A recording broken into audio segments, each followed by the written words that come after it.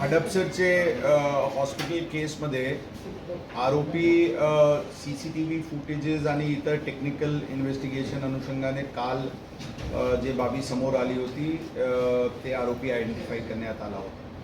आरोपीचे काल जे घर आहे आणि त्याचे दुकान आहे तिथे झडती घेण्यात आली होती आणि ते झडतीमध्ये जे डिजिटल क्लॉक होता त्याचे केस जे होता ते त्यांच्या घरात सापडला होता, म्हणून आरोपी कन्फर्म्ड आहे अशी खात्री झाली होती. टेक्निकल ॲनालिसिस इन्व्हेस्टिगेशनच्या आधारेवर आरोपी एक ट्रेननी नागपूरच्या दिशेने पळालेले आहे अशा प्रकारची बातमी समोर आली होती. अकोला पोलीस यांच्याशी संपर्क करून त्यांना मूर्तिजापूर परिसरात इंटरसेप्ट करण्याची प्रयत्न करण्यात आली, परंतु तसं न होता शेवटी त्यांना नागपूरच्या रेल्वे स्टेशनला त्यांना ATSची पथकनी त्यांना ताब्यात घेतलेले आहे.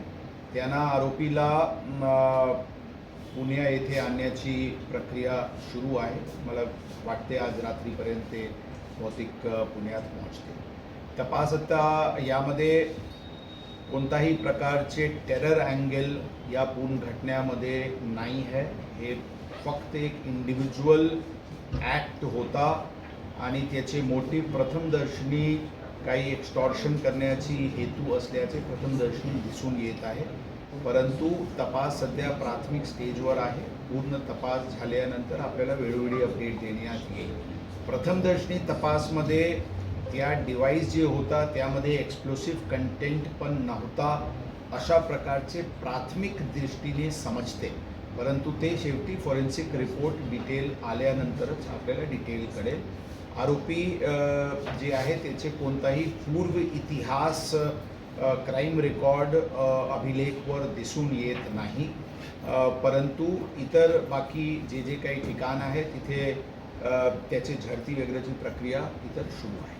सर, आरोपी एकटाच होता का अजून कोणी त्याच्यासोबत होतं? आरोपी आत्तापर्यंतच्या तपासात एकटाच आरोपी होता. सर, कारण काय झालं होतं?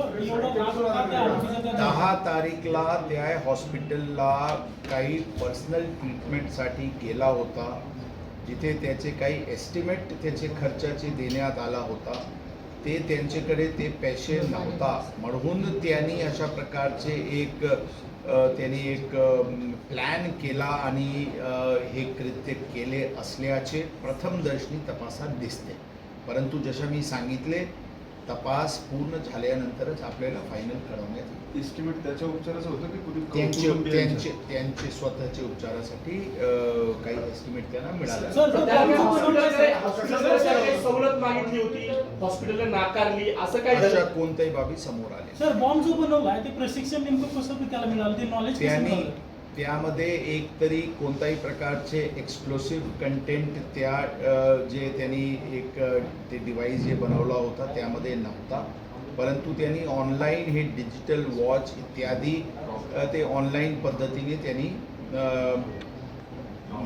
मागून घेतला होता आणि ही सगळे यूट्यूबवरचे व्हिडिओज इत्यादी पाहून अशा प्रकारचे त्यांनी एक बॉम्ब सदृश एक वस्तू तयार करण्याची त्यांनी प्रयत्न केले. सर, हा आरोपी आहे कुठला आणि त्याचं शिक्षण काय झालं? आरोपी मूलतः सोलापूरचे आहे, परंतु ते पुण्यात मांजरी भागात राहतात. त्याचे घर तिथे आहे, त्याचे एक शॉप आहे आणि काही त्याचे त्या परिसराचे राहणारे त्याचे मित्रमंडळी पण मांजरी भागात राहतात. त्याचे दुकानमध्ये पण येणे जाणे त्यांचे वास्तव्य होतात.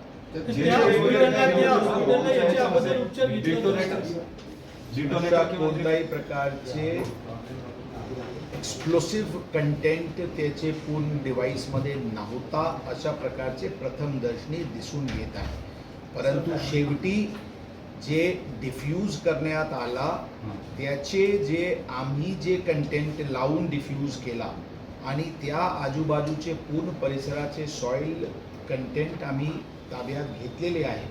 फॉरेन्सिक रिपोर्टवरून ते क्लिअर होईल की काही जे आम्ही कंटेंट वापरले त्याचे व्यतिरिक्त काही कंटेंट होता का, ते त्यावरूनच तो काय काम करत होता मांजरीमध्ये? काय त्यांचे शॉप होता, क्लोथ्स आणि शूजचे छोटासा शॉप होता. घरामध्ये हे जे वॉच सापडलं गेला होता म्हणजे का जे ते? त्यानं बनवलेली वस्तू आणि घरामध्ये तुम्ही असं म्हटलं की वॉचचा काही भाग सापडला ते देखील- वॉचचे कार्टन जे कव्हर आहे ते केस आहे ते ऑनलाईन जे मागितला होता त्याचे केस तिथे सापडला होता.